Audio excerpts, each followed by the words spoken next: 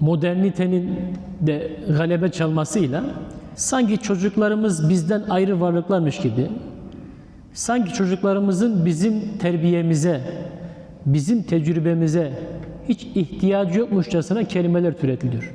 Kendi kararını kendisi versin falan. Ya 5 yaşında kardeşim çocuk. Çocuk 5 yaşında, 6 yaşında. Ben ebeveyn olarak, anne baba olarak bu çocuğu yönlendiremeyeceksem, değil mi? Ben tecrübemi bu çocuğuma aktaramayacaksam nereye duruyorum burada? Onun için bu dışarıdan bakıldığında hoş gözüken ama içi boş olan sözleri aldırmayalım. Çocuklarımıza tecrübemizi aktaralım. Bol bol eskilerden anlatılar yapalım.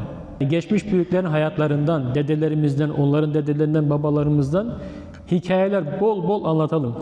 Kafasında bol hikaye olan çocuk Allah'ın izniyle çok yanlış yollara gitmez. Oradan kendisine hayat tecrübelerini zamanla o çocuk çıkarır.